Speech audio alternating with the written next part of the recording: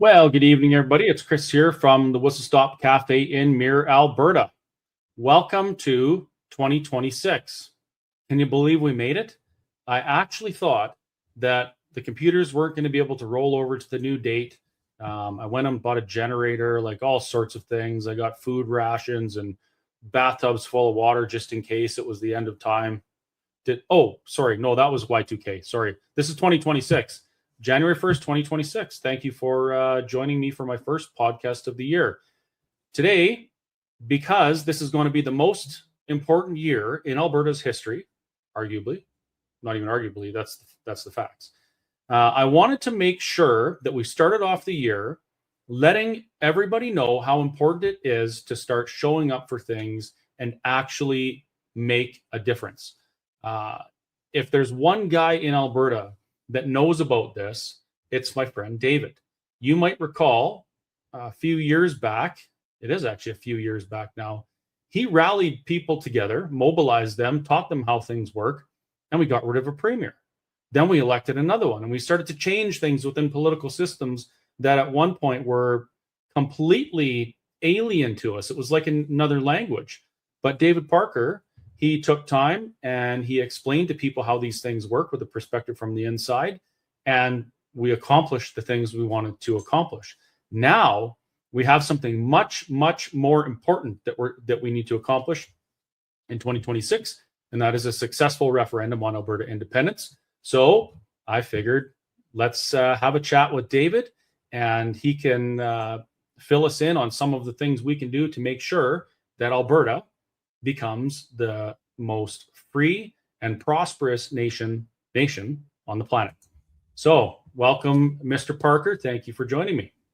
Hello. Thank you for having me, Chris. It's good. I've been kind of in the newborn isolation for the last little while, so I'm coming up for air to do this podcast, but it's great. We have another child, and everybody who's had children knows that that's a lot of work. So, transitioning into having two kids is very good, but a very hard work. And I'm just really excited for 2026 because it's going to be awesome. My wife's relaunched her show. It's already doing very well, thanks to, of course, so many amazing freedom people that support me and support her, and we're very grateful for those people. Thousands of them across this province. And I think she's done a great work as a journalist, but it's good to see her back in the seat doing what she loves because, pregnancy is hard. And I admire women a lot for going through that because it's just wild to watch. Yeah. Well, it certainly isn't the most pleasant of things at sometimes. And I've only been on the other side of it. Kind of the recipient watching, not having to experience it ourselves. Right. Thank God for that. But he gave us the pleasure and the blessing of being the ones that get to be with the pregnant woman. Right. Yeah. Their side's way harder, I've got to say. But it just, they can't do as much, so you have to do more. And I think that's important as a man, is take on more responsibility. But Jordan Peterson really, brought this home in ways that I couldn't. But clean your room. Right. Pick up your cross, as of course Jesus said. So I think more of us need to do that. And that brings us to exactly what you wanted to talk about, which is what is the goal here? What are we trying to achieve? Well, honestly, sacrifice. Like, a lot of people are going to have to make sacrifices. I know you've made a lot of sacrifices, more than almost anyone. There's been hundreds of people. Tamara, right now under house arrest. That's a pretty big sacrifice for our freedoms. Marco spent months in prison. I could go through a lot of people who sacrificed a lot. James Coates. There's a lot of heroes in this movement, right? Those are people who've made sacrifices. That's why they're heroes in this movement. One of those heroes is Mitch Sylvester, who has sacrificed years of his life now fighting for freedom. The reason that people have a voice like yourself or Tamara or Mitch is because they've done the work. They've proven that they've got skin in the game. And I've told so many people this. I've said, I can't tell you, Chris, the number of people who've come up to me and have said, I have a great idea for what we need to do to push independence forward. We'll do it. I every time I say, yes, good, awesome, go do it. And they're like, I wanted you to do it. And I just wanted to be the guy who came up with the idea. And I'm like, I got way more ideas than I have time for. Like, I don't need ideas. I need people who are going to do things. And I think there's layers here, right? So if we're talking about what can you do to move the ball forward, well, the very first thing anybody can do, how can you show up at least to the minimum? This is the least you can possibly do, okay? The very least you can do is that when the moment comes where you're in a conversation with someone, and you will be, because this is going to be the biggest topic of conversation in Alberta for the next year. There's no question. When you're in that conversation, you need to have prepared yourself. I'm not saying you, Chris, because you obviously have. I'm talking to your viewers. You need to have prepared yourself to answer for why you believe what you believe. This is a biblical principle. Jesus taught it, and Paul expounded upon it. And it's be prepared to defend what you believe when you are questioned. Okay? Well, that goes for anything. It doesn't just apply to Christianity. If you're going to be an advocate for something, you better be prepared to defend it. And defending it means knowing why Alberta independence is the only path forward for the citizens of this province to avoid the cataclysm, the economic cataclysm that's coming to the nation state of Canada. And that's due to mass immigration, plummeting birth rates, economic decline, out of control spending. I could go into a whole list of why Canada's going combined with political apathy. Oh, and well, that's how we got here. This is corruption. Minnesota. If anybody wants to know what's going on, Minnesota is a test case in how government spends money. Absolutely. I wouldn't even be remotely surprised if 20% of all tax dollars are funneled into the hands of people's friends, in some way, shape, or form. Okay? I believe that with my whole heart. I can't prove it because I'm not in the accounting and I'm not in the government, right? I can't prove what I'm saying, so I'll put that caveat there. But Minnesota is the tip of the iceberg, folks, on the level of corruption that's in Alberta, that's in Canada, that's on municipal level. Like, I've been to meetings in Red Deer County where a sole source a contract was put up for bid, and the higher bidder got it over the lower bidder, and they were competent businesses, and there were weird connections in the background, but nothing could ever be proven, right? Nothing could ever be proven. It's always nothing can ever be proven. Well, in Minnesota, things have been proven because it becomes so blatant, so easy to be corrupt, so rewarded to be corrupt, that it's become obvious to everyone, so that a citizen journalist like this Nick guy, who's amazing, he did a great job, I have to say. One guy with a camera. Billions of dollars. And that's just the tip of the iceberg, folks. But you want to know how that happened? Because we have the idea of citizenship in most people's minds is voting when there's an election. Right. That is the level of, and guess what? Not everyone even does that. In fact, if you look at recent municipal elections in Red Deer, 21% turnout for the Red Deer municipal election. Insane. Absolutely 1 in 5 people. Do you know what message that sends to politicians? Nobody cares and nobody's paying attention. Yeah. Nobody cares. Funnel the money. We must be doing a great job. And for all I know, I have good friends with someone who's on Red Deer City Council. It doesn't sound like they're doing a bad job from what I know. But I'm just saying 21%, that is like a fertile ground for corruption. That is the ground it's bred in, is nobody's paying attention. So we think that the idea of citizenship, a good citizen, someone who votes all the time, that's like a high bar in the modern world. That's the level of apathy we're dealing with. Like citizenship, the idea of citizenship, which was created by the Greeks and Romans, basically. Like before that, it was you were part of a tribe, a family, basically, a big family, right? But the Romans and Greeks came up with this idea of being a citizen. But the level of involvement that you had to have as a citizen, first in Rome, there was an election every single year, and you couldn't run 2 years in a row for a very long time, right? So the leader, the premier of Alberta would change every single year. But not just that, every year you elected the magistrates for 1 year who would oversee all of the legals. And sometimes you had to take your turn and be the magistrate. And that was what it meant to be a citizen. Okay. That was like just your regular everyday citizen would go through that cycle every single year.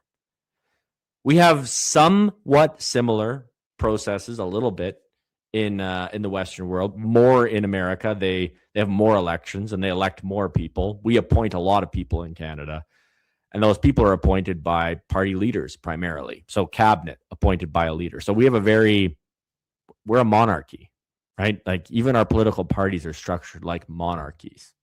And a lot of people don't realize that because their level of understanding for politics is, I like this team or that team because they represent these values or these values, and that's politics to them. And I vote for this team because it represents these values. That's politics. That's how they understand it. That's the base level. If you get involved, if you start showing up, you realize that's actually not what politics is, that almost all of the most important decisions are decided long before there even is an election. Like who's going to run in that election, or what policies is that party going to run on? Those decisions are decided before. Who's going to be the leader of that party? Those decisions are decided at different times than the election. That's just the simplest way I can put it. And if you're not involved in a party, whether it be the NDP has way better involvement because they just bring in the unions, right? But whether it's the UCP or the NDP or whatever party, the Republican Party of Alberta, the power and strength of a political institution is directly correlated with the activity of the people in that institution. And that speaks to this comment right here. Echo Quick says, the thing is, look who's running. Why vote? No one there worth voting for. And what David's saying is, by the time it gets to the vote, you've missed probably 70% of the participation, right? I would say 90. Meetings, 90. Nominations, the whole thing. Party AGMs, board elections, EDAs. This is where, in fact, like this is how leaders are made. This is how Stephen Harper was made. This is how Jason Kenney was made. This is how Danielle Smith was made. All these people, right?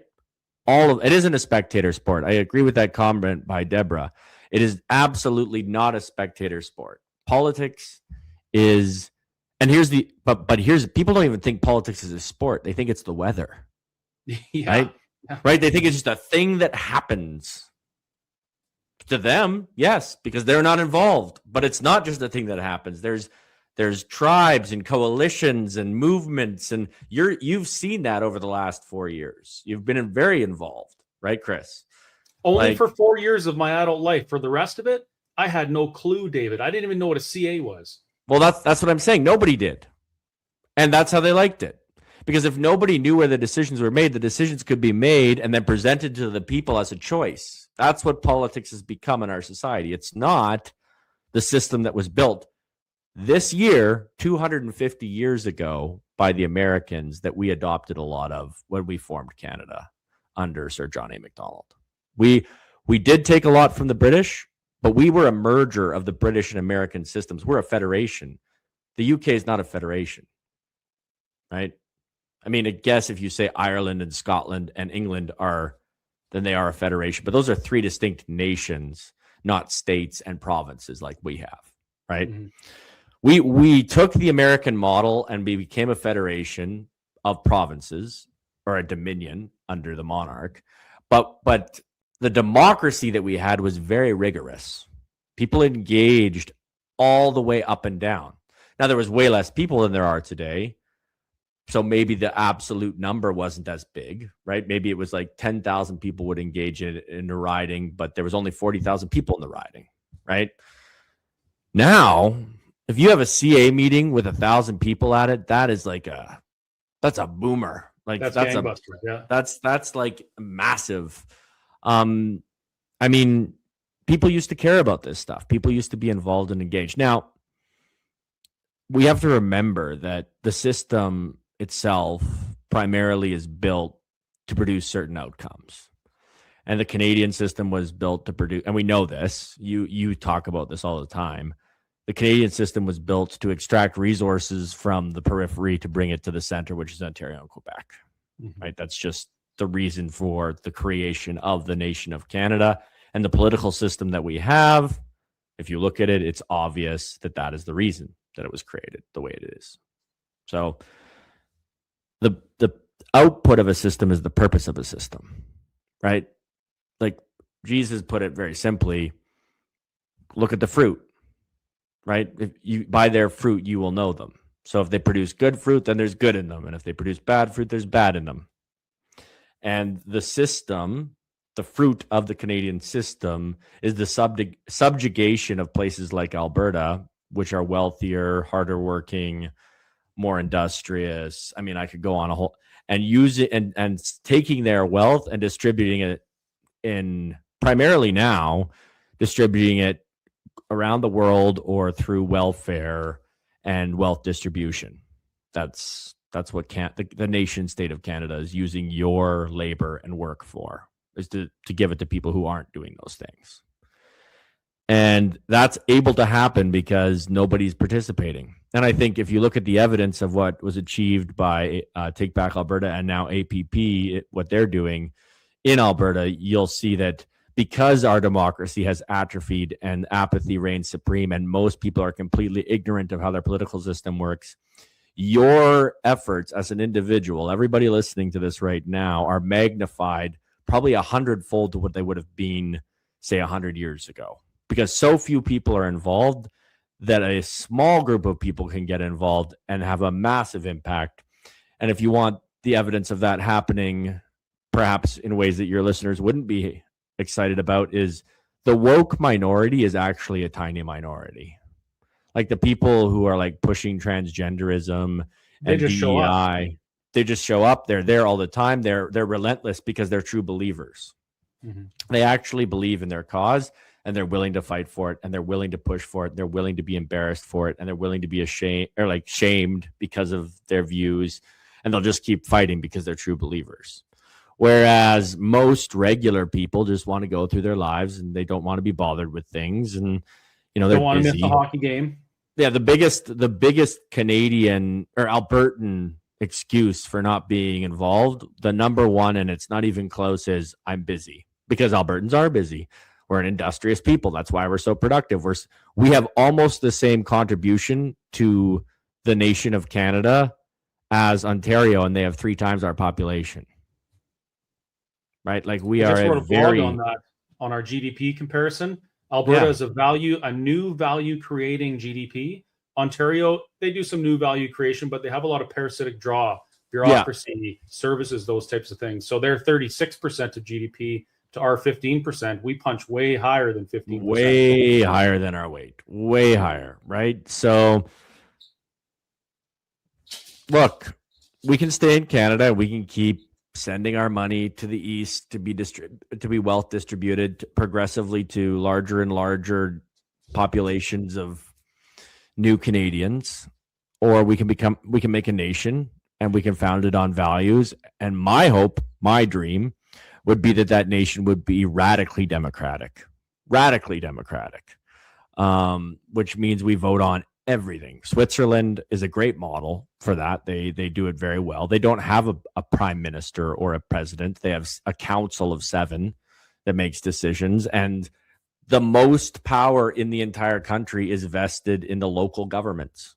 So I forget what they're called there, but the federal government is very, very weak. And I think that's what we should try to create. But actually, the problem is right now we couldn't, because there's not enough people involved in our governance to make that happen. That's the truth. Now, through the work of yourself and about maybe 30 other people, 40 other people maximum, there's a lot more people involved right now. Like we have seen a huge uptick in engagement, particularly the measurement that I like to use is before COVID, the average AGM for the United Conservative Party, the founding one, there was like 3,000 people at, because they brought the parties together, and Jason Kenney had won, and he wanted to bring a bunch of people to celebrate him.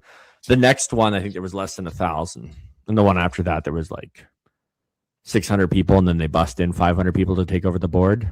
Yeah, the first one I went to was I think it was 800 people, and I had no idea what to do. I didn't know where to stand. I was that awkward guy, didn't know how to put my hands, just completely foreign territory. Yeah, well, I think your first one was Edmonton, right? It was at the casino. And in Edmonton at the river. They made us. We had to swab. Do you remember that, the swabbing phase? Yeah, there was. Yep, and there was 900 people at that one. So that was the first TBA one where I traveled the province encouraging people. We only had 900. The next year, we had over 2,000. The year after that, it was over 6,000, and then I think this year it was 4.5, 5,000 registrations or something. So we're seeing an increase in engagement, and I'm very proud of those people. There's thousands of people that are showing up that never showed up before and are showing up every year. That's really encouraging. That means that there's growth, and that kind of growth. Now, here's what I hope happens, and I think we can win this. So that I want to put that in the category of I think we could become an independent nation, or I wouldn't be investing so much of my own political capital and time and effort into this. But even if we don't succeed, the process of the signature collection and the process of having the referendum will organize people in a democratic way that will create a much stronger and more vibrant Alberta, because that campaign happened. If we look at it that way, right? If we understand that the way you get good at something is by doing it over and over again, like that is the way to get good at something, then you're not going to start out as good at politics. And I don't think that that most people kind of want to accept that. I've managed personally 40 campaigns, and about half of them were people who'd never run before. And almost universally, when you become a candidate, it does something messed up to your head. Like you become delusional, and you think that you can do things that have never been done, and that you are a master of the craft, and you're going to change the way that politics works. I'm sorry, politics is a skill like carpentry, like being a mechanic, like anything else. And the way you get good at it is by mastering it. And the way you master something is by doing it over and over again. And that's why I tell people, go sit on the CA boards, go to the AGMs, because if they go enough years, they're going to get more and more engaged. And I mean, we've seen incredible success from people that have risen all the way up to the board of directors of the United Conservative Party from never being involved before. Many of them now, most of the board, right? To be honest. That's true. And I think that shows that there's a couple of things that shows. The first is that there's not a lot of competition. I'm just sorry to say, there's just not a lot of people showing up. So if you do show up, you're probably going to rise unless you really got nothing going for you, right? Like you're probably going to get involved, and before you know it, you'll probably be on a CA board, because that's how few people are. Like you'll probably be a board member on a constituency association without trying very hard. And if you go a little higher and a little higher, like who knows where you can go? Maybe you become premier one day. Like it is like anything else, right? And the more people we have doing it, the better the quality of the people that we will get, because that's how competition works. And a lack of competition, monopolistic, the monopoly of power, which our apathy has created, is where corruption flourishes. That's just the truth. And if we don't want to leave democracy behind and become some kind of monarchy or dictatorship, like many, many, many places in the world, China, most of the Middle East, a lot of, Asian countries, if we don't want to go down that path, and that path is a human path, and it could happen to us even if we don't want to go down it. But if we don't want to go down it, and I don't want to go down it, then we really only have one option, and that's that we have to become more involved. And that was what every one of my town halls was about. You came and spoke at some of them. That was my message, is that no politician is going to be able to fix this, and I stand by that message. And I think anybody that has ever listened to me knows that. I mean, if you listen to the speech that I gave at the Rebel event the other a little while ago. I guess it was almost a year ago now. It's the same message: is nobody's going to be able to fix this. Things are about to get very, very bad. Like they already are. Like I think we underestimate how in pain a lot of people are right now. Like the start of this year is existential for many, many people. Like, how am I going to afford my rent or my mortgage or my food or my gas? And gas is cheap right now. Wait until it catches up with inflation. Yeah. When that happens, there's going to be two options. There's going to be get involved, get something done, save what our ancestors built, or burn it all down. Those are going to be the two options. Some countries have chosen burn it all down, and they have had a horrible centuries. I mean, look at Argentina. They became socialist in like the early part of the 19th century, and they've never recovered. They used to call Buenos Aires, they used to call it the Paris of the West. Argentina was richer than Canada back then per capita. Really? Oh yeah.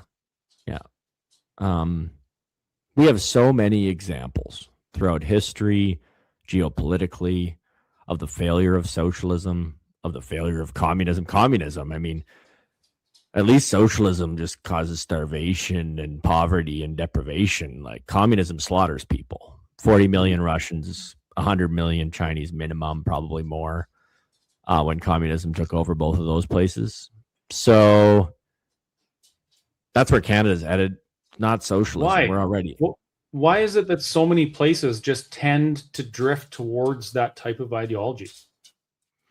Well, a lot of it has to do with the Enlightenment. So the Enlightenment brought about the idea that human knowledge was basically like a spark, like a divine spark that's in you. And therefore we can do anything. We can transform anything. Technology really got people believing that we are kind of gods, right? Like, look at how we can travel. Look at what you and I are doing right now. Like, to our ancestors, that would be unfathomable. But ultimately, I think it comes with the death of God. Like, if you are the ultimate authority in your life, then, I mean, who's the ultimate authority in the material world? Government. And so if there's no God over government, then you start to worship government. And I think a lot of people rely on government. I mean, I think in Manitoba, 50% of the population is employed by the government, or 50% of the people who are employed by the government. Jeez. So like it becomes your God, right? It becomes but the problem with that is that it defies the laws of economics and physics, right? Is you have to create, you have to produce, and government. I mean, there's a very simple concept in economics called supply and demand. And then on top of that is what's called deadweight loss, right? So everybody knows this. It's taught in first year economics, but when you tax something, you increase the price of it artificially, right? So that means that there is demand that gets suppressed because it's below what that price would be. Like, let's say I'll buy a sandwich for $20, but I'm not going to buy it for 25, right? Well, if the tax makes it 25, then I'm not in that. I'm not going to buy that sandwich anymore, right? And that's just known. Everybody who ever takes economics knows that. And Canadians are taxed on their income at an average of 40%. If you make over, I think it's 150, then you're over 50% income tax. That's like employees in the country of Canada pay more taxes than businesses on their income. Because, I mean, why are we disincentivized? Like, because a tax, they claim they tax cigarettes so much because they want to disincentivize it. Oh, that works great. Yeah. So why are they taxing income so much? Do they want to disincentivize that? Mm-hmm. Like, they tax carbon because they say that they don't, because they want to diminish it. Well, why are we taxing income? I could go on and on. Like, I think taxation is theft, very much so. Agree. But I think that the level of taxation in Canada, like, we pay more in taxes than what the Bible says the slaves paid in Egypt, and they were called slaves. And like their whole founding myth or reality, whatever you may believe, is around getting out from that slavery that was less taxes than we pay in Canada right now. And people just accept it. Like, this is okay. We need this, right? You know, one of the reasons why I think that societies can drift towards that kind of totalitarian state is that evil doesn't sleep. Tyrants don't rest. They don't stop and just think someone else is going to do it for them. They're always active. They're doing it. They're trying. And the people, they just watch hockey and, you know, they go to a concert and don't even think about it. And yet the wheels are in motion. The gears are turning, and boom, all of a sudden we're taxed beyond belief. We're sending billions of dollars to other countries to fight wars we have nothing to do with, while our own people starve, you know, like it, or die in the hospital. Waiting for treatment. Like, how bad does it have to get before people get it through their head that we need to do something different, right? Worse. It needs to get worse. A lot worse. I mean, want to see it get worse. It's already. I don't want it to get worse either, but I'm telling you, like, math is math, and the laws of, you know, it's like if someone jumps off a building and they die, I mean, that's horrible. It's a tragedy. But if they purposely jump off the building, like they're trying to die, right? Because the law of gravity, that's how much we believe in the law of gravity, right? We know it's a law. We live according to it, right? Well, there's a law in economics. It's not a theory. It's not an idea. It's the law of supply and demand, right?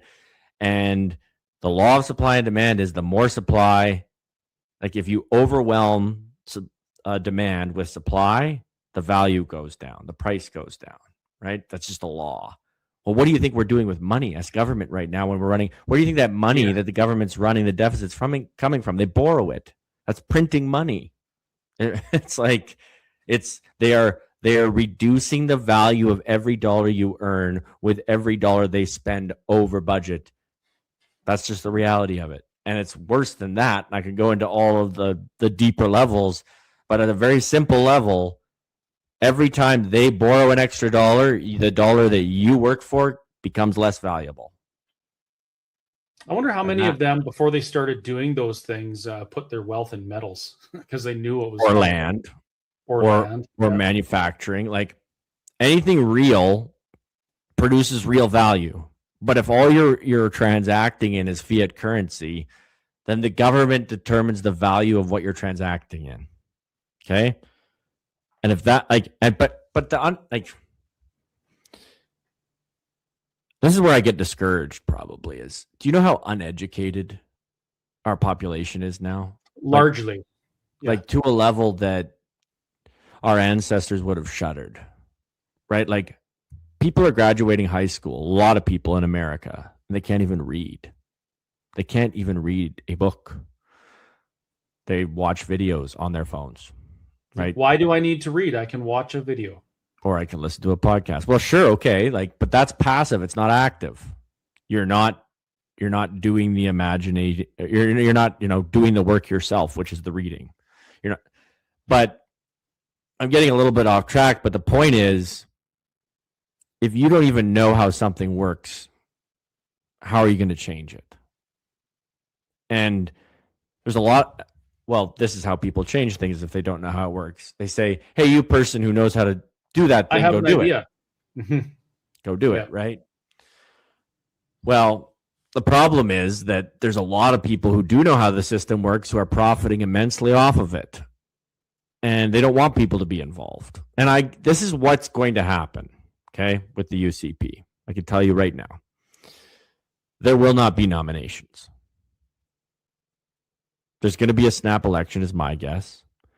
And a bunch of people won't run. Their papers just won't be signed. And because they'll say, well, it's a slap election, it's an emergency, so we're not going to hold nominations. Now, the reason for this is very simple.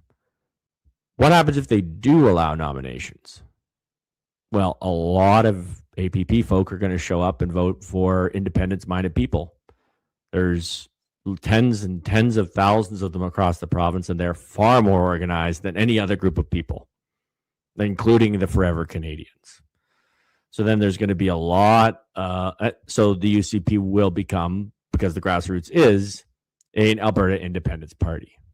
Mm-hmm. Well, if that happens, Danielle isn't going to be able to lead that because she doesn't believe in independence. So what's the answer? Get rid of, or make sure it's not an independent caucus, so the government of Alberta is still run by the Kenny cabal. And of course, the government of Alberta is the legitimate, authority, and they also are the taxation authority. So they spend all of the money that you pay in taxes. Well, they're still, and then we can have a referendum, but they'll be the ones negotiating it, and they will have secured the caucus, totally taken it over, right? There'll be nobody left to oppose them. And then at that point, they'll just swamp an AGM. Maybe they have to spend a couple $1 million. Well, they spend $70 billion. That's their budget, or $77 billion now. What's a couple $1 million just to take over the board of the party, change the constitution of the party so it's not so grassroots, just like they'd have in Ontario. Even the BC Conservatives didn't have a grassroots party. And they've secured the party, and people like us can yell and scream, but what are they going to do? Right? We're going to start our own party? I don't know. That's what the Wild Rose did when the PCs did this. So I guess we'll see what happens. But that's my prediction of what happens if people don't start showing up and start making their voices heard. David, I have a ton of respect for your outlook on this stuff because you've been there, you've done that, you've seen it. And I've heard other people say this too. So you know what my answer is? Regardless of what they do, we keep building the movement. Yeah, we build a movement. That's all we can do. Database. Exactly. We get to the point where, as our friend Cam says, there's two ingredients for Alberta independence. One, the will of the people, and two, international recognition. Yeah, those worry about those two absolutely things, So yeah. I do have hope that we can do that. Oh, I have a lot of hope because here's the thing. They still live in the world where all the things I just said are the predominant reality. Bingo. Right? Yep. They still live in that world. I mean, a good example is one psychological theory or sociological theory is that a generation is defined by the biggest traumatic event that happened during their formative years. So 9/11 for a lot of people was it was very formative for people like Pierre Poilievre, Jenny Burns' age category, right?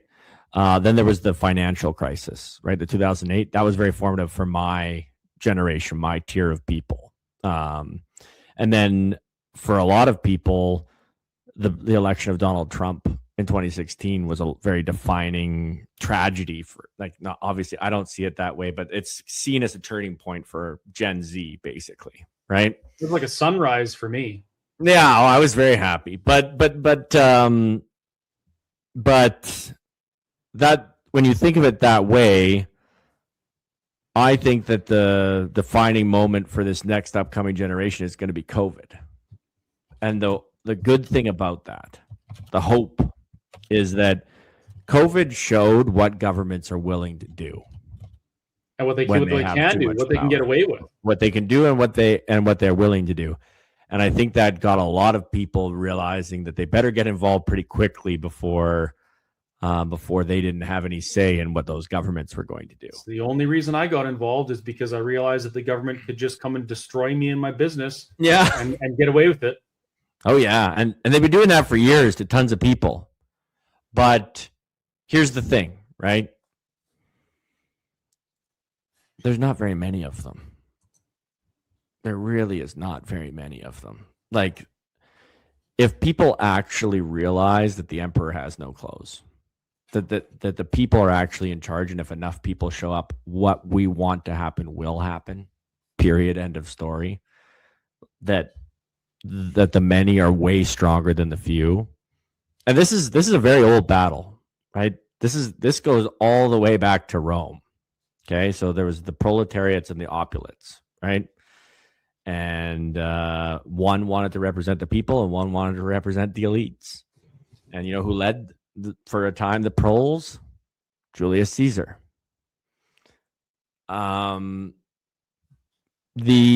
fight is going to be, because we're going to win. The people are going to win. These elites are old, tired, and broken. And you can see it. The cracks are forming everywhere. Nobody's happy anymore. I mean, the teachers aren't happy. The nurses aren't. Even the employees aren't happy of the government. They're the safest people of all, and they're not happy. So what's going on, right? Well, the corruption has got so bad that everybody's unhappy. So that's going to change. So the question we have to ask ourselves is it going to be changed by democracy or not? Because the people of Iran are calling for a king. Okay, they want a king. That's how bad it is. Pardon me? That's really interesting. Right? And that's what happened in China. Right? Things got so bad they just said we want one leader and they're in charge and they make the decisions. Well, to be fair, a dictatorship, a monarchy is potentially the best form of government, but only with if you have a good monarch, benevolent dictator. Right. And the problem that you always face is you might have one, but they don't live forever. Exactly. Yeah. So we're going one way or another. I personally, I don't even really like the Roman Empire. I like the Roman Republic. That's what I've studied most of my life. That's what has fascinated me most. Let's call it historically. And it fell because of, I believe, Romans gave up the duty of citizenship and they became opulent. They became so wealthy with all the slaves that they brought in and all of the wealth they got from conquering the world that they lost what it meant to be Roman. Well, they did something else too, David. Pardon me? They did something else. They flung open the gates. And anybody who didn't share their values to be part of their society. For slaves, that was what it was. They just brought all these slaves to do all the work, right? They didn't want to do the work anymore. They just wanted these conquered people. And what is a modern day employee, especially a minimum wage employee? Right? Sorry, that's what it is, right? Is they're bonded to their employer. I mean, think of how scared most people are to lose their job. That's everything to them, right? That is how they sustain their entire life. Is that not a form of slavery? I don't know. Yeah. Something to think about. But the point is, we are bringing in all these immigrants for cheap labor. We're doing it because we don't want to pay larger level or larger prices for Canadian workers, right? That's why the fruit pickers organizations and the Tim Hortons and all of these, industry organizations want all these immigrants to come in because they're cheaper. What is that? I mean, we don't call it slavery because that's not what we do anymore, but it's just bringing in people from around the world to do the work that we don't want to do. That's what the Romans did, right? And that's how they fell. So probably we're headed there. It looks that way. But I think with the work that has been done already here, and I'm talking about the work for the last since 1914 or whatever it was when Alberta was founded, we've had some great leaders who've thought about these things. Peter Lougheed, I think he was a great leader. Rural Alberta exists as it does today because of Peter Lougheed and his vision. Airports in places like Grand Prairie and Lethbridge and Red Deer. He was a great visionary leader who built an Alberta that wasn't focused on the two major cities. And that's why we have the strongest rural population. We're the least urbanized. If you say that not being urbanized is outside of Edmonton and Calgary, we're the least urbanized province in the entire country. So that the Mannings, right? Ernest Manning, he had a Bible show that he would do every week, I believe, or maybe every day. And he had a great vision and he built, and then of course, Ralph Klein, who everybody alive today pretty much who thinks about politics remembers. And he was formative for me. He was the premier, when I got into politics. We've had great leaders. We've had great men. Vince Byfield's dad, Ted Byfield, and Link Byfield, paragons of identifying what an Albertan is. Stephen Harper in his time, Preston Manning. A lot of men have done a lot of work to create the Alberta identity. And a lot of those men are not any of the people I've named, but the rig workers who went up and built the wealth here, or the visionaries who built the oil sands, or the pipeline fitters, the workers, because that's what Albertans are. We work. We believe in work. We love work. I love work. I want to work all the time. I must do it all the time. Yeah, exactly. So, in fact, I mean, I think that's maybe a cultural difference that we have from people from other parts of the country. Because a lot of people don't like to work, but I think the most common answer I get when I ask an Albertan how they're doing, and I'll know they're an Albertan by their answer almost universally, is busy. Busy, right? I'm busy.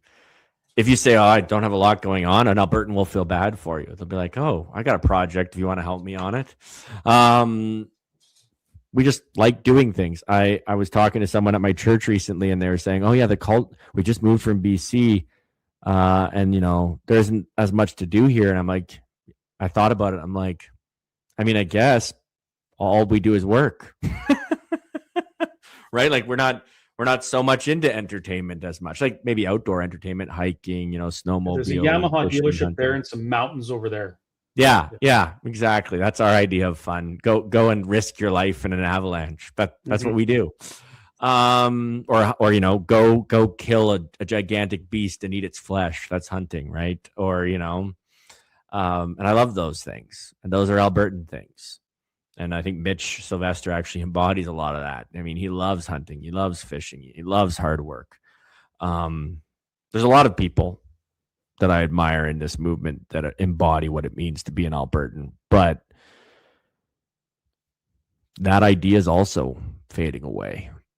Our culture is dying because we're being washed away. Like Alberta is not an urban place. It's not who we are. It's not where our wealth is. It's not in our cities. It's in the countryside. It's in our fields. It's under the ground. It's in the work, fundamentally. And that's what we need to protect that. And we have to protect that. The beautiful thing is we have the benefit of hindsight. We can look at all of these civilizations. Oh, we have all human knowledge at our fingertips. Yeah. Read the constitutions that worked, find out what didn't work. And we know, David, I'm sure you know this as well, that what we have right now isn't satisfactory to protect our freedoms from government, from bad government. No, not at all. Here's a little interesting statistic for you, Chris, is what happened 250 years ago? In the United States? Yeah. They bled for their independence. No, the Declaration of Independence happened 250 years ago. Yes. Mm-hmm. Right. And actually, a good friend of mine is a Witherspoon. So he's literally descended from one of the signatories of the Declaration of Independence. But I think, it's been 250 years. Maybe it's time for another Declaration of Independence. Well, and we might be there. And that's why I say we built a movement. Government can't stop that. It's rougher. It's a little more, it's not as pleasant. But it's a lot more work. The will of the people says that we don't want to be governed in this manner, then the governors can just bugger right off. And that's all there is to it, right? I mean, look what's happening in Iran right now. Like right now, they're having a violent revolution to try to overthrow their government. Maybe they'll succeed, maybe they won't, but they will one day. Like nobody lasts forever in the business of in the Game of Thrones. I mean, I think if there's anything to be said for that show and book series, it should ingrain in the modern human mind how fleeting and fragile power is, right? And that's in a more bloody time. But look at Alberta. Danielle Smith's now the longest serving premier we've had in 15 years. That's wild. We usually get rid of them every 3.5 years. So she's, I like that about Alberta. I'm not going to lie. I liked it about Rome. Every single year, they would have I would love an Alberta where we had an election every year and people are like, oh, no. Well, why not? It's our most sacred duty. And it might get more people involved, and it would definitely root out the corruption. Let me tell you, it would root out the corruption fast. Now, I'm probably not going to get that wish. Like that's probably a pipe dream. People would probably revolt if they had to vote every, But maybe the answer is, well, if you don't want to vote, you don't have to, but then you're not a citizen. You know what we could do though, David? We could actually do some educational reform and make civics mandatory. Why are we not teaching our kids these things? Our kids, Australia makes voting mandatory, right? Should be. Yeah. They're the ones that are inheriting. The fact that people live in a democracy and don't even know what a CEA is, and I don't mean this as an insult to you at all. It's just like this is the level of atrophy that we're at. And I'll own that. It's not your fault. It's intentional. They literally don't want you to know about it. It's not. Was it taught about in school? Finances and civics, the two things that are, and religion and spirituality. Yeah, the three things that are most important in our lives, affect everything about our lives, and they don't teach them in school. Save for a few select places, I suppose they might. Exactly. So I think, I think people need to get off the idea that we need schools to teach civics. We need to make almost like an order of people. And our whole purpose is to say this is how things work, and just teach as many people as we can, because there's so little real knowledge anymore. The digital age has wiped out human knowledge, and if we don't preserve it, it's just going to be all this mush and goop online, and no one's going to be able to navigate it. And so we need to become humans again. I say this a lot to people because I work in business and media and politics, and everybody's all about systems or this new AI or whatever, a new way of making things easier or faster or better. And I don't have any problem with using tools for the purpose that tools are made for, but a good example is what we're going through in the financial markets right now with the parabolic rise of silver. Okay, the mines have been so underinvested in for 20 years, more than that now, I think, that there's no real silver industry that exists, right? Almost all silver production is a byproduct of lead and copper. And so for the last 7 years, we've been running huge supply deficits. So we've been consuming more silver than we mine or recycle every year for 7 years. This has just been happening. And nobody's done anything about it. And no capital's flowed into the silver industry because people just, they're chasing meme stocks, or they're chasing crypto or whatever they're doing. They're in the click of a button phase. It's I want instant gratification. So now we have this tsunami coming at us of electrification through server farms, through battery operated vehicles, through robots, through rockets, and then of course Tomahawk missile, for example, has 500 ounces of silver in it. Just one Tomahawk missile. And suddenly the world's about to run out. Literally, there's not going to be any left within the next 6 months to a year because of how fast it's being consumed by investors, but also by industry. And nobody believes it, despite the fact that what I just laid out for you is unquestionable. When you look at the numbers, nobody believes it because we live in the digital age. And so they're like, well, we can just fix things by making a new software or whatever, right? It's just everything is magic now. That's how people think. And we've lost. And that's one of the things that I want to preserve about Alberta. And one of the things that I love about Alberta is that's not how Albertans think. They think I go and I do the work and I produce the value and I get paid based on the value that I produce. And that's how we've operated as a society. And that's why we saw that we had the oil and that it was hard to get. So we figured out how to get it. And now the whole world has changed the oil and gas industry because of what was discovered here. Right? That's Alberta. That's who we are. But if we don't preserve the institution of democracy, all of that wealth will be captured by a tiny minority of elites. And we'll be slaves. So the question that we have to ask ourselves is, what are you willing to sacrifice so that your children aren't slaves? And my answer to that is, this is the hill that I'll die on. If they're going to come for democracy, they're going to have to come through me.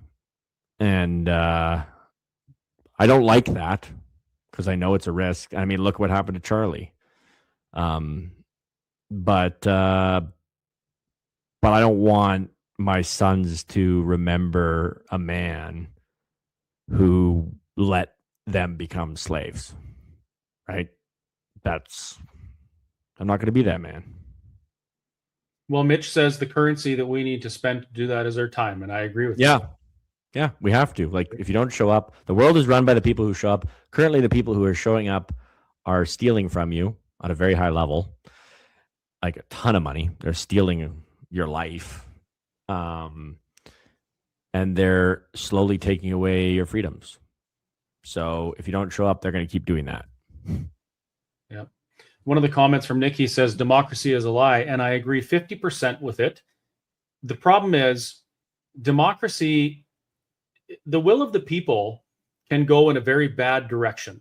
You have to have a foundation, a moral foundation that your society is built on that cannot change, that puts boundaries on democracy where it can go, much like what the United States has done. And then democracy can work. That's why the United States has maintained their freedom for 250 plus years, because they have that. Right?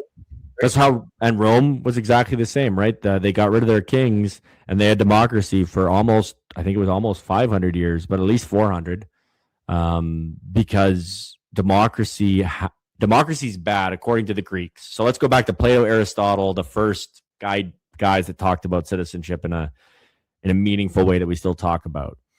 They hated democracy. They thought it was a terrible idea, because they knew that, people are bad, that there's evil in all of us, and they were afraid that the mob mentality would overcome virtue, which we saw during COVID, right? The mob overcame virtue.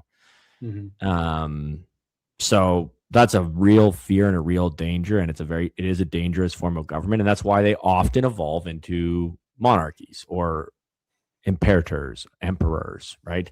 Because they are unstable and they're not as easy to control, and they can cause chaos, particularly if the mob gets control, which you could almost say that it has right now. But I think, despite all that, if you look at the English, particularly the English tradition, so we're talking from the Magna Carta that eventually evolved into the American Constitution, but it started obviously in England because the United States was once a colony of England's.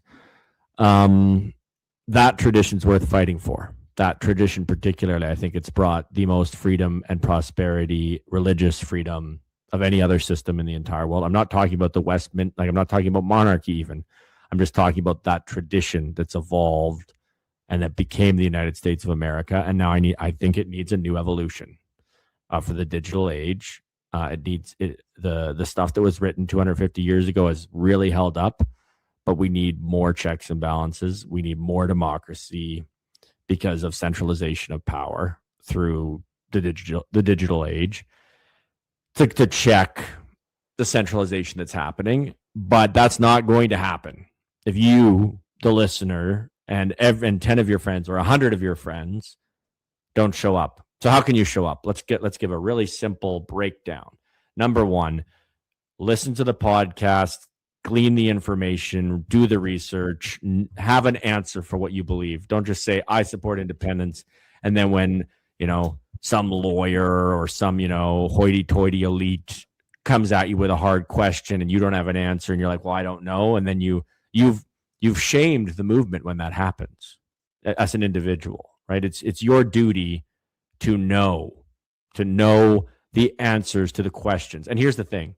I've given 200 speeches. I gave 100 speeches on how people needed to get involved if they didn't like Jason Kenney and they needed to show up to the general meeting and vote, right? That was that's what you have to do if you're upset with the premier. But that was the message. And 18,000 people bought tickets to that, by the way. Well, if you want to be an independent country, we have to get 1 million people to sign a petition, because that'll guarantee it. If we can get 1 million, then we say, hey, everybody, bring one friend. You have to convince one person. If you sign this petition, you all have to convince one person and bring them to vote, and we win. It's over, right? It's done. Now, will everybody do that? No. No, probably half or a quarter will. But even if they do that, and we do a lot of work as that million who signed the petition, this is winnable. It's so winnable. But how can that happen? Well, if you don't have an answer for a debate, then people aren't going to follow you. They're not going to listen to you. They're not going to sign your petition. But if you do the work of educating yourself, then you can go out and start having the conversations. That's step 2. And the conversations will happen because this is going to be the most important political event in Alberta's history, as you pointed out earlier, Chris. So when that conversation comes, you need to make your case. This is why it would be better. And you should not make that case, and this is a problem that many conservatives have, you should not make that case on a fact basis. Yes, you'll have the facts, and you need to have the facts, and you need to back up your arguments. But if you focus only on the facts, pardon me? There's an emotional part of this. You have to explain the emotional reason, because that's how most people think. Yeah. All politicians understand this. All media, marketers, everybody understands that emotion drives way more than facts. Anybody who's ever had any power knows that. So don't just make the factual arguments and then get mad when they don't agree with your facts. Make the emotional arguments. Do you want your children to be raised in the country that Canada is becoming? That's a question that's the question that I asked myself that made me pro-independence. Because I don't. The answer is no. And I asked myself that question deeply. I did 200 episodes of a podcast called The Canadian Story. I did probably a lot more work than anybody else is going to do on it, just asking themselves that question. But you have to be prepared to go out and have them and be confident and powerful. Now, the beauty of it is we don't need 1 million people to know their stuff and to be able to make the arguments. We need 10,000. If 10,000 people will go and get 100 each, if they'll do the work and have 100 conversations and get them to sign, that's 1 million right there. So we just need 10,000 people who are willing to educate themselves to the level where they're an expert. So I'm talking, you're probably going to have to listen to 40, 50 hours of podcasts, be reading stuff online. Like, you're going to have to immerse yourself to become an expert so that you can make the case. So that's the first step. And the second step is then you have to have the conversations. Those are going to happen naturally because this is going to be so important. And then you have to convince them to sign the petition. Right? That's the 3-step process. And if you could do that 100 times, if 10,000 people could do that 100 times, which I absolutely believe is possible, then we will more than double Thomas Lukaszik's Forever Canada petition, and we will be in an insanely good position to win a referendum. That campaign was strictly emotion. It had no factual or evidentiary basis. They have no facts. That's why that won't debate. Nobody will debate. That's right? Nobody's willing to come on a debate. I have some shameless self-promotion here. David, okay. I watched some writing that you were doing for a while there. You were doing some really good kind of blog length posts. And so I started writing again. Good. I loved your Christmas post, by the way. I shared it. I thought it was phenomenal. Oh, thank you. So when something's on my mind or when I speak at an event, I'm trying to record what I'm trying to get out there in a blog so people can read it. So I've been talking about some of the things that I see going on, but I spend a lot of time talking about Alberta independence. This one here, what business have you with me, Your Majesty? That's my opinion on the formation of Canada and how it wasn't a grassroots thing. It was a business deal between London and some Canadian elites. But you go down a little farther, and I've got some Alberta independence stuff here, and I do everything I can to record my debate material with rebuttals to what I'm saying so that people can read this stuff and they've got the information. And I fact check it. I run it through ChatGPT, and then I run it through Grok to see where I'm wrong. And I invite people to send me messages and give me input if they think I'm wrong, think I'm right, whatever. And then I adjust it as necessary. But I'm actually trying to do that. And this is something anybody can do. Anyone can do it. Yes, this is great. And you know, for those people out there that are using AI for that kind of thing, this is a great use for it. Like, have conversations about it. Question yourself. Question it. It's a lot easier to say, is this factually true? How much is Alberta sending? And then don't just take the first number that the AI gives you. Say, find the report. Find the government published report of how much money it was. Citations, yeah. Footnotes. Find the Fraser Institute. Compare Fraser Institute to Government of Canada reporting. Like, you can get it to cross-reference stuff all the time, but like, that's exactly what you're doing. Imagine if there were 10 Chris Scotts, we'd probably win, right? Like, if 10 people did the work that you're doing. I've told Mitch, if we had 20 Mitches running around, this would be a breeze. We wouldn't even have to worry about it. Like, there's so few people doing the work. People, wake up. Like, you have to do it. Like, Chris and I will continue to work as hard as we can and are, because that's who we are. But it's not going to get done by just Chris and I, right? It's not going to get done by Mitch. It's not going to get done by Jeff Rath. It's not going to be all these big names who, and I'm probably one of the smallest ones with one of the smallest followings, but I probably have had almost some of the most impact. But that's because so few people actually show up.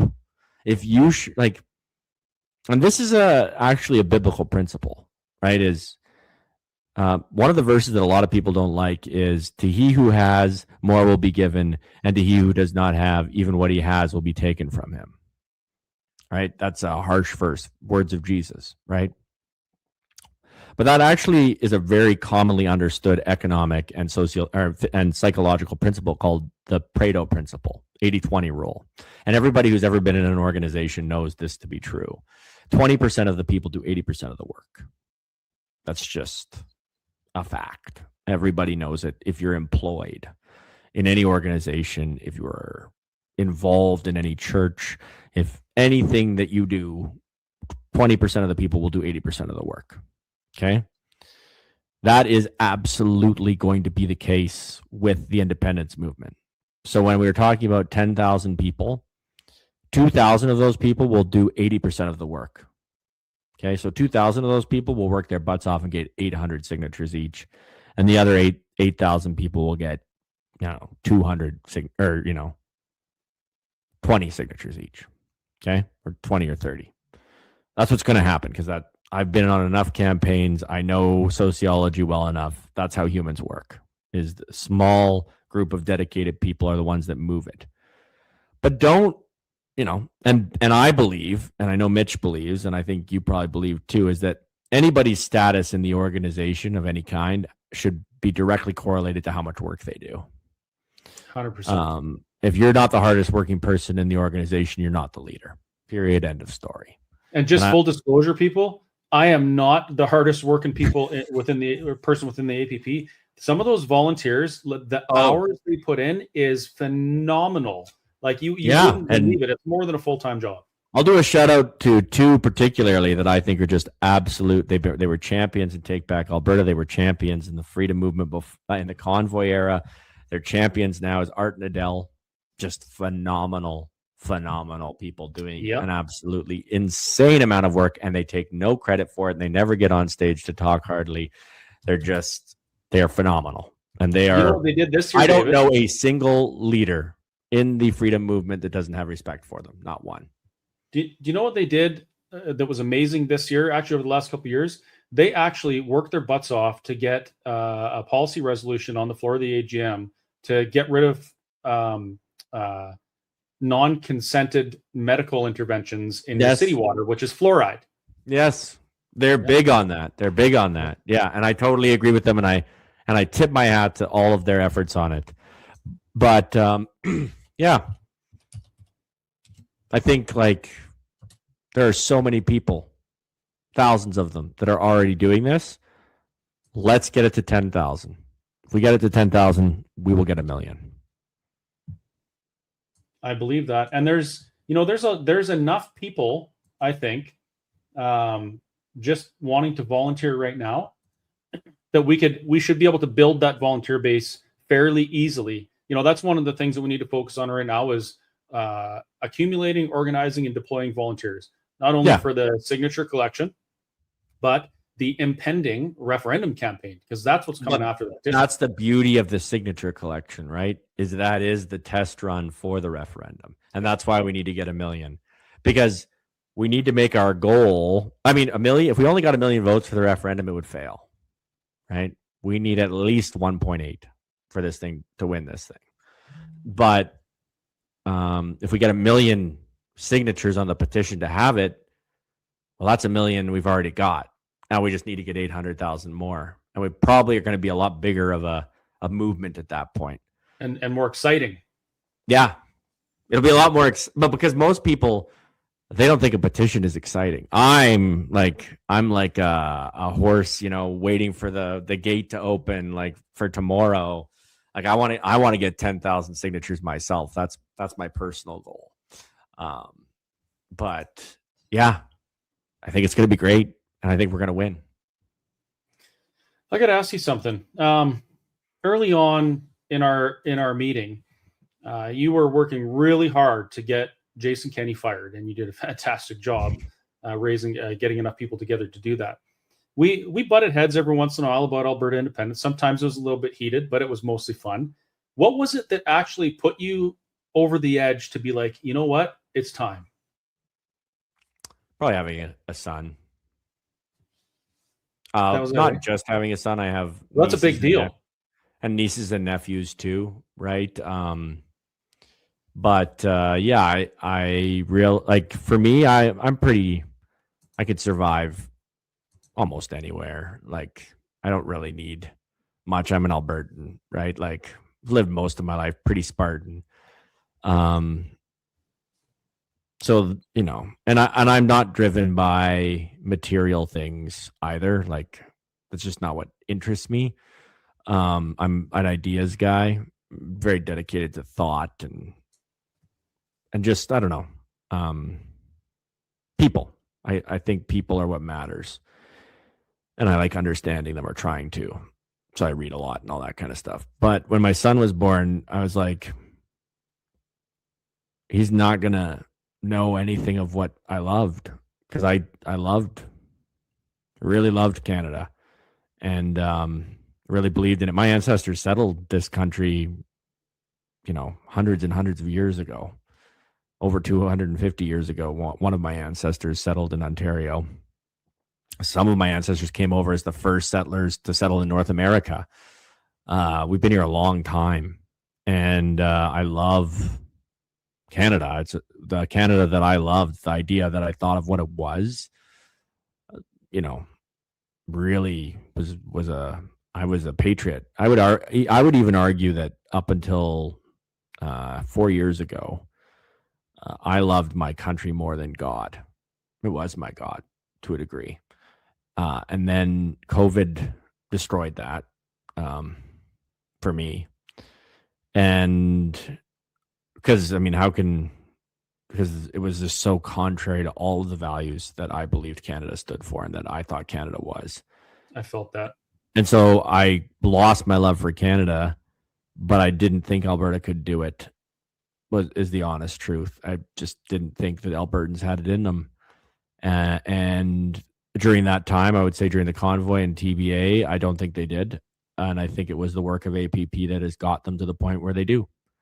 And so I credit APP with that. I'm not a founder of anything independence minded. I'm not the driver of it. I've not done the meetings for it. I don't take credit for it. I'm a fan. I'm like a hype man for independence is how I see myself now, but not the driver of it, not one of the founding fathers, nothing like that.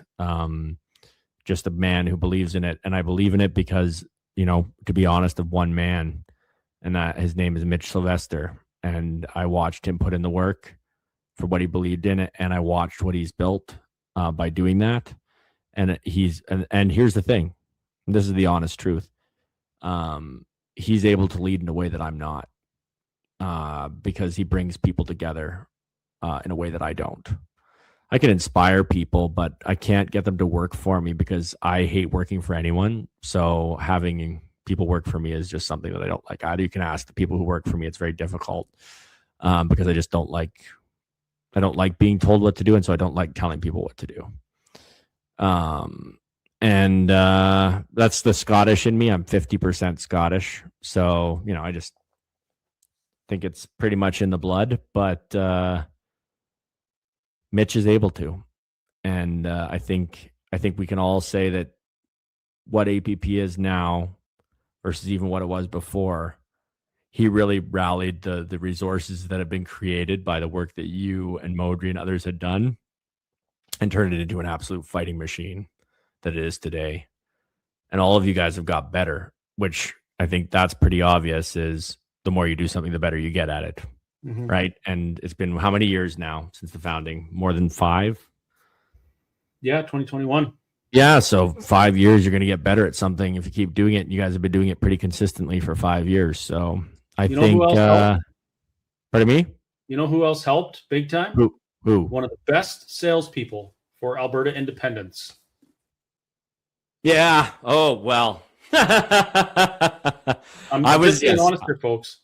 I was on the train before he got elected, but that was honestly, we wouldn't be here today without him. So we do have to give him, we have to give him a big props for that. But that was a big realization. Like, I'll say there's two other people that helped put it on the map. One of them we have to say is that video from Jeff Rath got 6 million views that my wife did, yes. And Charlie Kirk was a big driver in retweeting that. And then Elon Musk did comment on that tweet. So I feel like that everyone was feeling a lot of anger and wanting to do something. And APP had everything ready, and all of the volunteers and resources from all the work that had been done with, and then Mitch had done his pension plan meetings. And so there was a critical mass. And I think that was the spark that blew it out. Like so I'll give my wife credit for that. She lit a spark that exploded. That was fantastic. Yeah, that was fantastic. I remember when I had to resign I signed on as the interim CEO because I wanted to do whatever I could to help the project. Yeah, I had to resign because number one, I'm suing the government, and it just wasn't easy to talk to government. Number two, I run a business and I just have no time and money. So I resigned with lots of notice, and there was another interim CEO, and then Mitch came on. But one of my final kind of pieces of guidance before I left was, listen, things are kind of mellow right now. We need to lower everything down, just online stuff only. We're not going to do events or anything. We're not spending any money because we don't have any money. It's all funded by you folks. Something's going to happen. We need to keep the network together and be ready. And by golly, it was like something happened. Something happened. 6 months later. But you know what's funny is everybody thought Pierre was going to win. Up until January of last year was the first time anybody even had an inkling that it wouldn't happen. And now the times, they are changing, aren't they? It was a Western conservative revival. Like, he was filling stadiums. It was a shoe-in. Everyone thought for sure he's going to win, and he didn't. Why? Because our vote doesn't carry enough weight. Because we need to be our own country. I mean, that if you didn't listen to anything else, that's Alberta has to be its own country because we don't share the value. We don't share the values of Canadians. Yeah, and regardless of what topic we're on, whether it's pensions or taxes or whatever, if we can't get enough people together and vote, or have a possibility to bring enough people, vote, and change a policy that's affecting our lives, if we cannot do that, that is not democracy. That's tyranny. And no society, no people should have to live under that. We should be able to chart our own course forward. And here's the thing is, like, it will end. Tyranny always ends. Somebody always overthrows it. Like, look what's happening in Iran. Look what happened in Argentina. Look, the UK seems to be getting something going. Maybe it does get overthrown eventually, and the people that are involved in it are punished. But sometimes that's hundreds of years. Yeah, and I don't think that's going to happen because we have we have Twitter. We mass communication is available. It's a very different world than the world even our parents grew up in. But what I will say is there's a fork in the road, right? It's going to be tyranny. Like, it's going to be either monarchy of some kind or it's going to be democracy, and that's where we're headed. And we have to make that choice. And literally each of you will make that choice based on how much you participate. That's the truth. Word. We're at an hour and 21 minutes. So I guess in the interest of respecting your time, David, we should wrap this up. But before we do, If people want to reach out to you or get more information or anything like that, how do they do that? So I think on my name, if you look at it, my X handles there, that's kind of my most forward facing place right now. You can DM me there. You can email takingbackalberta@gmail.com. I don't always look at that email. So, if you don't hear back from me right away, it's best place to reach me is probably X. Yeah, I'm going to be doing 10 events myself, kind of Take Back Alberta events, talking about independence over the next 3 months. So I'll follow if you're on the email list, you'll be getting an email. We have a Telegram for Take Back Alberta. So if you're interested in hearing me speak more on this topic, I'll be giving 10 speeches over the next 3 months on that, just to help out in the way that I know how and with the list that I have. I'll also be setting up Take Back Alberta signature collection like events. So we'll obviously have APP there in the back, and we'll just have an event. And if you want to sign the petition, they're there at the back, and hopefully we get a bunch of signatures that way. I got to run all that by Mitch and stuff like that. Make sure there's not cross-pollinating political advertising. Obviously, I've pissed off Elections Alberta quite substantially. Yeah, and we're going to be into the weeds now with the oh, absolutely. So I've got my court case coming up in January with a judge they're trying to criminally charge me for not publishing the names of my donors. So we'll see how that goes. But yeah, I'll be in the fight. But the place, I mean, I tweet too much, to be honest, but it's kind of fun and I'm a little bit like Elon that way. I like you it. And my friend Jeff have the same kind of disease, yes, etiquette. Yeah. But I like it. It's a fun place. I've made a lot of friends there, and yeah, I've got a little group, a little 250, a little cadre of us that enjoy ourselves. So I actually recently had a post get 8.5 million views, which was a little wild for me. Never had anything like that happen before, but it was about banks, which made me very happy because I hate banks. So yeah, that felt good. But 8.5 million. Yeah, if you go, you got to go down to the 26th or the 27th, I think. See, I tweet wild. A lot. Oh, above that. It's above that. It's a screenshot of a white thing with red words. I'll keep looking for it. I just wanted above to show above that. Yeah. Keep going, keep going, keep going, keep going, keep going, keep going.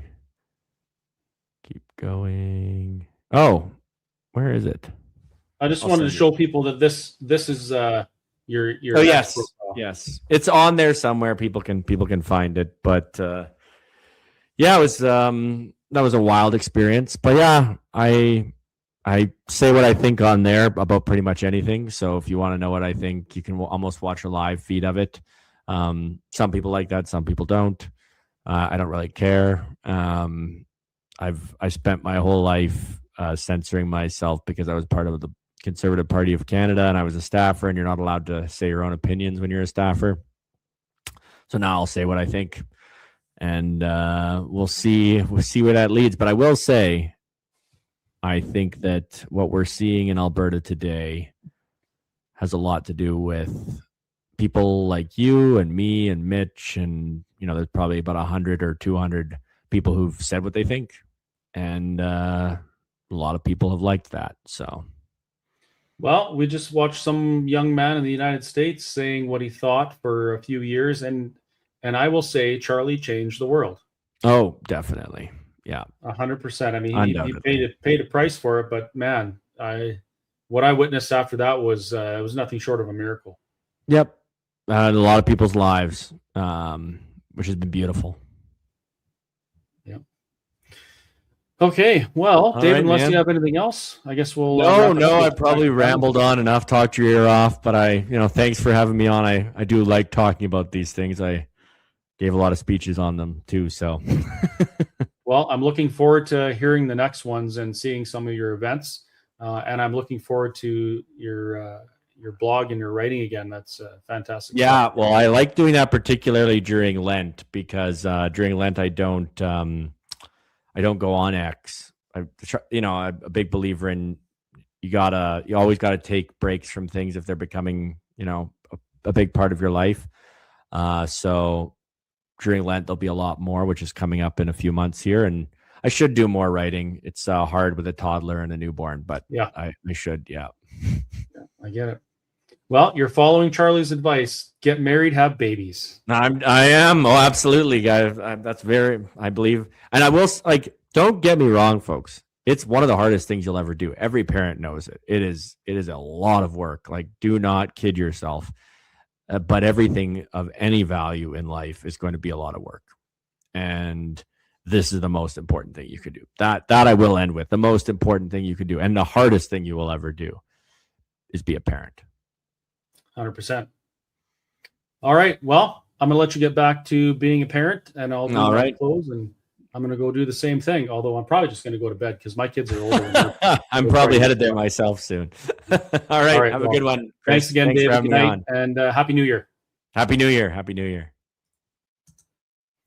Well, there you go, folks. I hope that gave you the information that you were looking for, or at least some of it. I've said it before. I'll say it again. I do not believe there is anybody in this province who is more well-versed in civics and politics and how to get things done than David Parker. And love him or hate him, I really don't care. But what he says, he's right. And you should listen to what he's saying and ponder it. If you actually want to change things in this province, if you want to change the world and leave it a better place than when you got here, the things that man is telling you will allow you to do that. All you got to do is listen and act. The time that you spend will be the currency you pay for your future. And if we pay enough currency, we'll get a much, much better future. So I suggest we do that. And that's going to start right away.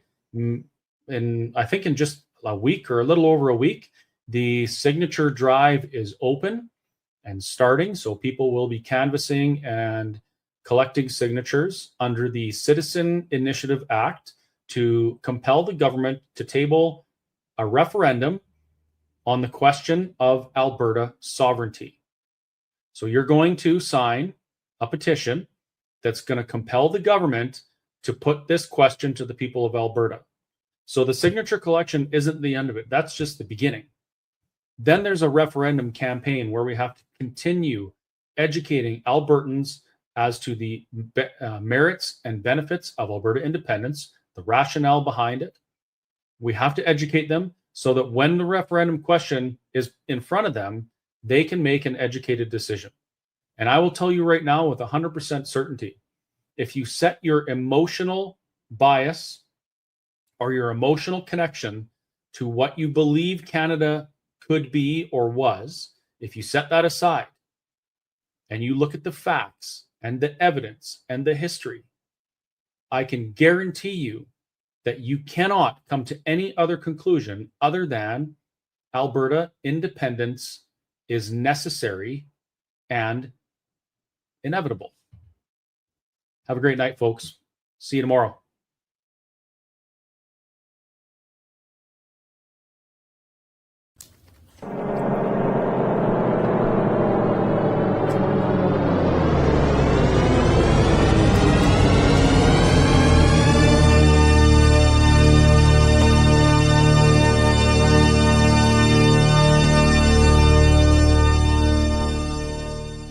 Meow.